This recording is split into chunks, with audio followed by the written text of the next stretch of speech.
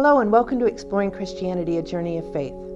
In today's video, we will explore three facets of the culture of the ancient Near East that are important for understanding the Old Testament, which I refer to as the Pats. They are Patriarchal, Patrilineal, and Patrilocal.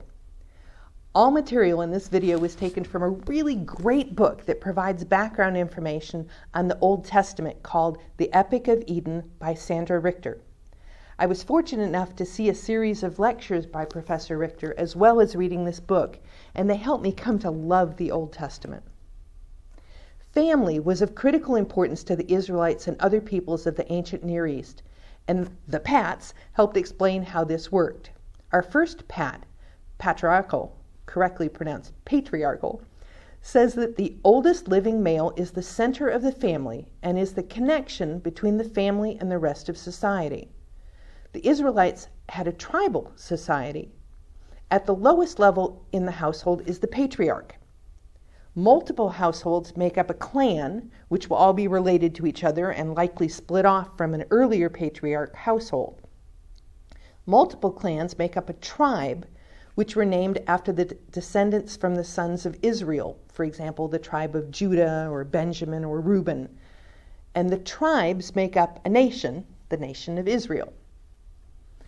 The household of the patriarch is an extended family that includes the oldest living male of the family, his wives, his unmarried children, and his married sons, their wives, and their children. The married daughters become part of the household of their husbands. This household could include as many as 3 generations. The patriarch had legal and economic responsibility for the household and could literally decide who lived, who died, and who was sold into slavery for the good of the others. The patriarch owned everything the household had and was the one who could negotiate and barter with the other patriarchs. The resources of the household, like food, were divided up by the patriarch among the sons. The second Pat is patrilineal. This means your ancestry, tribe, and inheritance was determined based on your father, his father, his father, and so on. The family possessions and heirlooms were passed down the male line. As you may have noticed in the Bible, typically women ancestors weren't even mentioned in the genealogies. So being the firstborn son was an important position in a patrilineal family. When a father died, the oldest living son would move up one step closer to being the patriarch. Younger brothers would only have a shot at advancing to the ruling position if their older brother and all of their male issue died, kind of the way the British throne works. Because of this, the older brother would receive twice as much of the family resources when the father died and would be sort of an apprentice to their father during his life. A woman was tracked through the men in her life. Her tribe, clan, and household, as well as the resources she had, were determined first by her father, then by her husband, and finally by her sons. Did you ever wonder why the Bible talks so much about caring for the widows and orphans? This is why. Women did not and could not own anything. So if a woman's husband died and she had sons, the son would continue to receive their father's portion and the widow would live off of her son's portions. If she had no sons, then she had nothing, including no food. If she was lucky, her father might be willing to take her and her daughters back into his household. If not, they would very likely starve unless someone agreed to provide for them.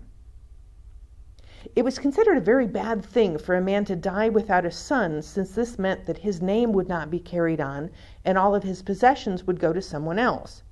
The Bible had what is called the Levirate law to prevent this, in which a brother of the dead man was expected to marry his widow, usually as a second wife. The first son born to the woman and the brother was considered to be the son of the dead man and would receive his portion. And nicely, this also meant that it was more likely that the widow would survive. It might be interesting to read the story of Judah and Tamar in Genesis 38 in this light. As well as tribe, clan, household, and resources, land was also patrilineal, and it was to stay in the family forever and could not be permanently sold. There was a number of laws around temporary sale of land. If you sold your land, your nearest kinsman, also called the kinsman redeemer as found in Ruth, was required to buy back the land. If this was not possible, then in the year of Jubilee, which occurred every 49 years, the land was returned to its original family, at least in theory. And the last pat is patrilocal, which basically means that there was a shared living compound owned and managed by the patriarch. Each individual family would live in a separate dwelling in a shared compound, which was typically enclosed by a wall. The household held all land in common and worked it together.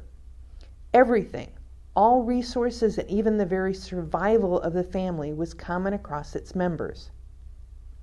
It's hard for me to imagine what it would be like living in a society where women were basically property and had so few rights.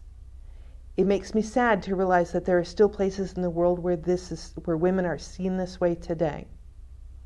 It makes me appreciate anew how radical and wonderful it was that Jesus taught women and let them be disciples.